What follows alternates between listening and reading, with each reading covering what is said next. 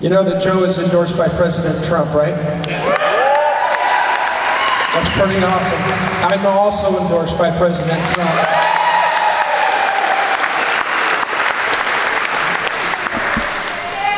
Would you like to hear about my conversation with President Trump? Well, in the beginning of my campaign for Congress, after Dan Newhouse voted to impeach President Trump and then voted for the January 6th commission, I was like, you know what, this guy has to go. He's a traitor to the people of Central Washington. And so when I got into the campaign, everybody's talking about President Trump's endorsement. I told my campaign that I would love to have President Trump's endorsement, but I'm not chasing it. I have never chased any endorsements because the only endorsement that I want and the only people I'm going to be working for are the American people, right? That's the only endorsement. That's the only endorsement that I will chase and let people know where I stand. I told my campaign manager, Chris, I said, President Trump is a smart man. He will figure it out. He will see what we did in 2020 in this state. How we got Democrats voting for a Republican for the first time in their life. How I got the most votes for any Republican gubernatorial candidate in Washington state history because of you.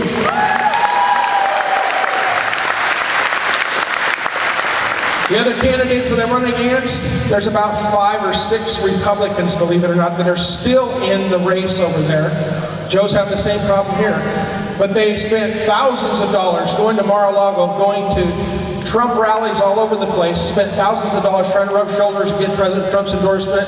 I said, don't worry about it. President Trump is going to figure it out. So a couple months ago, my wife and I were sitting having a cup of coffee talking about the grandkids, and my cell phone rang. All it said was a phone number in Florida. And I thought it was a telemarketer, because we haven't had any contact with anybody about this. And I decided to answer it. I said, hello? And the lady on the other end of the line, she said, is this Mr. Culp? And I said, yes. She said, please hold for President Trump.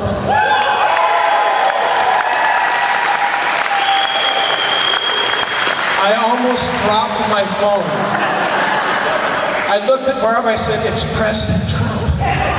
And Barb said, no way. And I hit the speaker button so she could hear. President Trump came on the phone, and he said, Loren, well, he pronounced it with a New York accent. My name? Loren. That's how he said it. Loren, we're fully behind you, we're endorsing you. I said, thank you, Mr. President.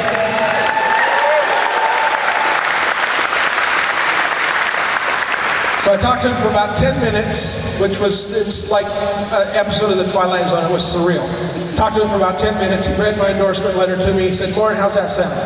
I said, that sounds great, Mr. President. Thank you so much. And he said, no, wait a minute. Hey, Bill, this doesn't have anything in here about the border. He goes, Loren, you're strong on border security, right? I said, absolutely, Mr. President. Former police chief. And he said, okay, we got to change that. Loren will have it put out to the social media shortly. And he said, Loren, do you have anything you want to say? And I was like, what took you so long? And he laughed and said, well, we checked everybody out, Loren. It might have taken a while, but we are here for you now.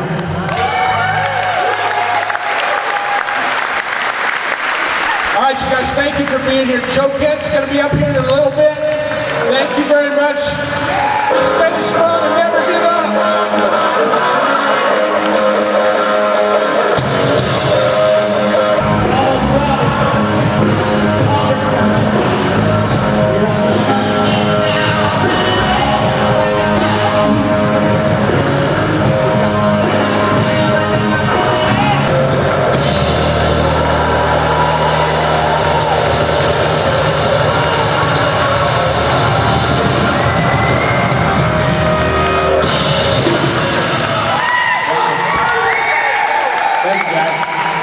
Thank all of you for being out here. It's pretty awesome following Metallica as a lead and following Loren Culp. It's pretty awesome. I appreciate you guys all being out here. I appreciate Loren Culp making the drive out here.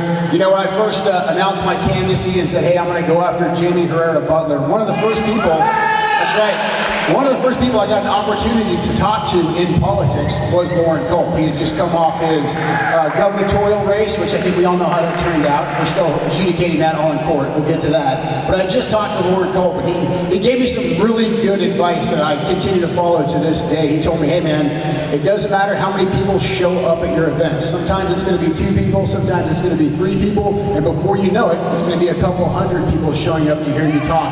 Keep giving the same consistent from the heart message and the people will come. And that started about 1.5 years ago, and look at the momentum that we have right now throughout this entire state, throughout this entire country. And that's because of you guys. And you guys all know what the stakes are right now for our nation. Joe Biden's been in power now for about 16 months, and look how far our country has already fallen. Right now, we are on the cusp of losing our republic, the country that we love and that we know, that so many of my friends and my late wife gave their life for. That's what the stakes are right now. And we have a huge issue. We know that we're going to have a red wave come November. That's basically we're going to have a red wave. The Democrats can't sell what they're doing. And as a matter of fact, what's scary is the Democrats, they're not even trying to sell what they're doing anymore. They're just trying to seize control of every single ounce of power that they have. They don't care about winning elections anymore. They just want to try to steal them. We're going to block that. We're going to stop that. But what we have to make sure that we have is true America First fighters. We cannot have, that's right. Both Loren and I are in this because we know that we cannot have Jamie Herrera Butler and Dan Newhouse represent us anymore. And if the Republican Party is going to shield these people and let them continue to call themselves conservatives, call themselves Republicans, it's our job to call them out, to primary them, and to get them the heck out of office because the stakes are too high. So Republicans like Jamie and Dan, they'll tell you that, hey, they know how DC really works. They know how to go and compromise and cut deals with the left. The problem is the compromising is always one way. And when a compromise is one way, it's not a compromise, it's a surrender. And that's the problem with the Republican Party. They've been surrendering for far too long. Jamie Herrera Butler, out of one side of her mouth, will say that she is very pro-life.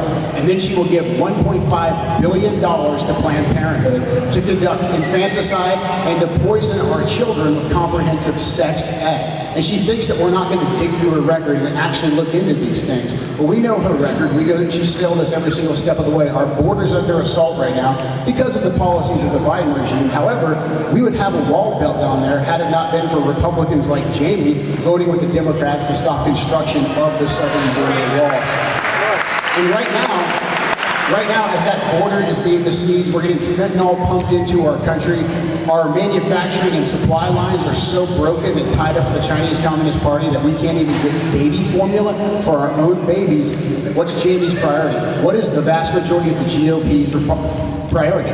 It's sending billions of dollars to Ukraine. 40 billion when they just sent 13 billion. So $53 billion of all the crises we have in our country, their priority is sending money to the Russian-speaking border with Ukraine so that potentially we can get involved in a third world war. And we're not allowed to ask, hey, what about us back here? What about our starving babies? What about our border being besieged? We're told just to shut up. They'll get to us eventually. Those days have to end. I am very, very confident with the momentum that we've built. We're going to be successful when the ballots come out here in about a month and a half.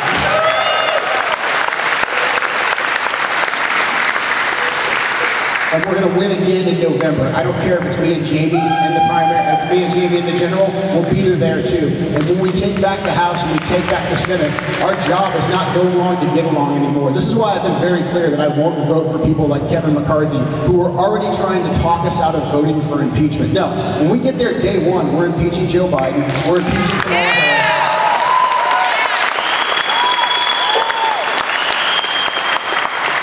The Biden regime and the progressive left have been on a full frontal assault for the last 16 months on our nation. So we have to start fighting back. That's why we're impeaching them. It's also justified. They've met the standards of high crimes and misdemeanors for what they did at the southern border, what Joe Biden did in Afghanistan, the corruption coming from Ukraine, his son, the Hunter Biden laptop. Kamala Harris was one of the lead funders for Antifa and BLM as they ravaged not just our district, but the entire nation. clear grounds for impeachment. But impeachment's also going to get them on the defensive. They're going to have to wake up every day and say, hey, who are they subpoenaing next? They're not going to have time to do what they're doing right now. We'll jam them up for 2 years with that. Also on day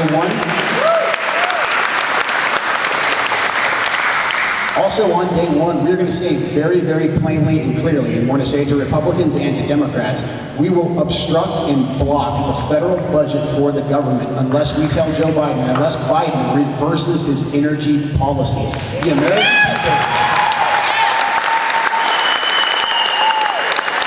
It's very simple.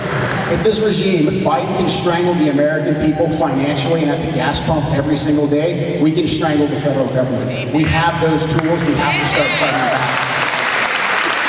And then from there, we turn every single committee into an oversight committee. And the first thing that we start with is the rigged and stolen, to be accurate, election of 2020. Do not let any Republican tell you that we cannot talk about the stolen election of 2020. If we don't have fair and free elections that all the American people have confidence in our country, we don't have a country anymore. So we cannot back down on it. We know what happened with the election here in Washington State because we've been doing uncontested mail-out ballots and closed-code tabulation machines now for decades, really since 2004, and that was the last time we, I think, had a Republican that actually won an election. So we have to get to the bottom of what happened in 2020. Congress is the venue where we can make that happen. Congress has the ability to subpoena witnesses and subpoena evidence. This should have been done a long time ago in the courts, but it wasn't. And now all the evidence is coming out. We have the ballot issues, we have the full forensic audits that have taken place. I'm sure most of you have seen the evidence collected in 2,000 mules. And then just this last week, we had the Cybersecurity Infrastructure Agency, who 16 months ago told us that the election of 2020 was the most safest and the most securest ever. Those tabulation machines could not possibly be hacked. Well, on Friday afternoon, as everybody's knocking off work, they released a report that said, yeah, by the way, those machines, they're pretty susceptible to being hacked. They're saying that 16 months later. So the question is, what are they trying to get ahead of? Well, I'll tell you what, we're going to get to the bottom of it, and we're going to do it from the floor of Congress. We're going to finally lay it all out for the American people. We're going to show them exactly what happened. We're going to show them the dangers of conducting these unsolicited mass mail-out ballots, and we're hopefully going to push for laws to make people vote in person and with an ID.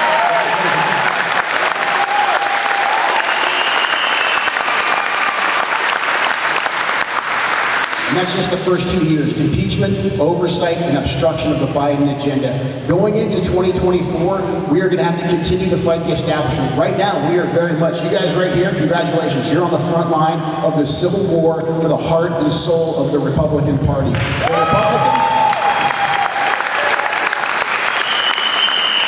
The Republican establishment just wants really obnoxious people like all of us in this room to just go away, give them their money, give them votes, and then just let them sell our country out, ship all of our jobs overseas, open up our borders to legal and illegal immigration that undercuts U.S. labor and has a massive increase in crime, and then just to send all of our taxpayer dollars and our young men and women off to go die in foreign killing fields because it's good for the military-industrial complex. This has been the scam of the GOP prior to President Trump coming on the scene. And that's why President Trump won us all over. And then he proved it. He started to bring back jobs. He started to bring back manufacturing. He made us energy independent and a net exporter of energy. He tightened up, even though he was thwarted every step of the way with the southern border. Even though he couldn't even finish his wall, he offensively used tariffs and threatening to withhold foreign aid to South American countries. We're going to get back into that to secure our border and then some. And President Trump, near and dear to my heart, he also gave us the authorities and the resources we needed to take out the enemies of our nation, but he also made every effort to get us out of the endless wars and to stop us from always having to be deployed playing world police. He wanted to use a strong American economy to govern through peace through strength throughout the entire world. That kept Vladimir Putin in check, that kept terrorists in check, that kept the Iranians in check, and we can see the opposite of that right now with the Biden administration. So we have very real policies that we can sell to the American people, and we have to hold the Republican Party accountable for. Election integrity is massive. Trade is another one. Right now, we can see the damage and the absolute catastrophe it is having our supply lines tied up with China. For the first time in decades, we're going to have actual food shortages here in the United States of America. We already know the baby formula crisis. We're going to have food shortages. We couldn't get enough medicine into our country to actually keep all of our people healthy during COVID. And why is that? Because we don't produce anything anymore. A long time ago, decades ago, the party of Davos, the globalists, the Republicans, the Cheneys, the Bushes, and then the Bidens and the Clintons, they all told us, hey, we got this great deal. We're going to take all of our manufacturing, we're going to ship it overseas. That's going to give us access to cheaper goods. Well, that hollowed out multiple generations of being able to get a decent paying job that you can support a family on. We've seen the decay of the family unit from that. We've also seen how much power the Chinese Communist Party has. So we have to hold Republicans accountable. Ask them how they feel about trade. Will they use tariffs? Will they make us aggressively onshore and decouple from China? If not, they're selling you some Koch brothers nonsense. Recently, we had an ad, I'm sure most of you guys have seen, where I'm out in front of the Camas Mill, and I said, hey, most of these jobs that used to employ so many people, about 2,000, most of them got shipped overseas to China. The lawyers for Georgia Pacific came after us and said, hey, you guys have to take those ads down. Well, Georgia Pacific is owned by Koch Industries. And what Koch Industries does is they go and they buy up all these different manufacturing chains and they slowly gut them of employees and they ship the jobs overseas. They've done this throughout the entire country. Koch Industries is a massive donor to conservative, so-called conservative, but really they're not conserving anything but the wealth of the Chinese Communist Party.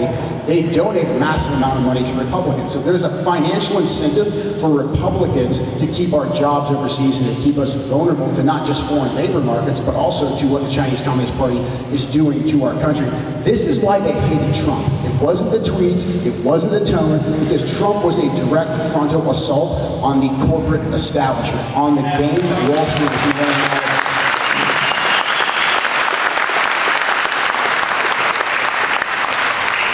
So we're going to continue to push. Trade is a major issue. Immigration is another one. Most Republicans nowadays will mouth, yeah, build the wall, because they know how popular that was. But we really have to get into it. Are we going to end birthright citizenship? Are we going to stop this DACA nonsense where we continue to let people come into the country? I'm sorry, if people came here illegally, that's the bottom line. There's no pathway to citizenship if you came here illegally.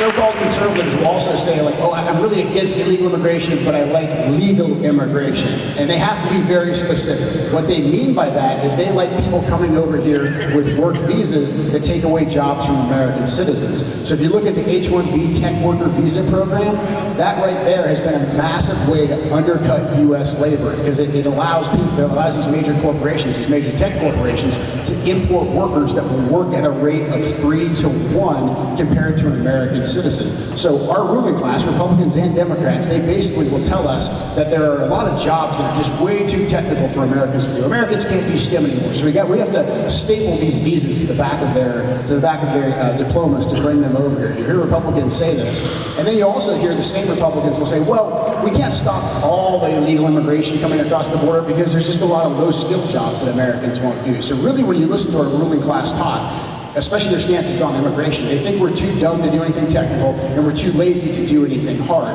They basically want us working on the grind, maybe in some factory somewhere, or just taking out massive amounts of student loan debt or loans that we can't pay. That's got to end. Same thing with foreign policy. We have to stop getting engaged in these endless wars and sending billions of dollars overseas to countries that hate us.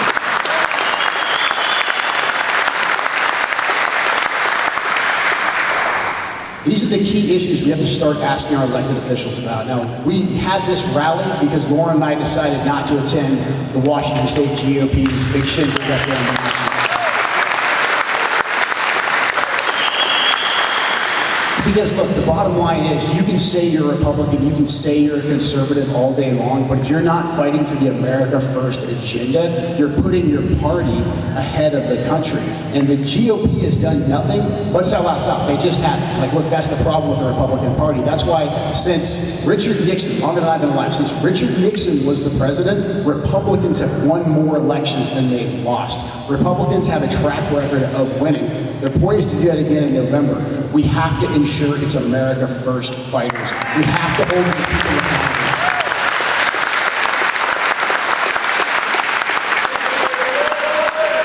I'm absolutely honored that all of you guys came out here. The ballots are getting delivered very soon. Around the 15th of July, they get sent out. So incumbent upon all of you, I appreciate all of you being out here. I see so many familiar faces of folks that have been with me since day one. And I'm honored you guys continue to show up. I need you to really getting out the vote and telling our friends and our neighbors that, hey, this is not the time to not participate. Let's make sure people are registered to vote. Let's make sure they're actually voting, and that everyone knows that it starts in August. A lot of folks, they think November. August is our key battleground. We have to win. We have to get rid of Jamie Herrera Butler.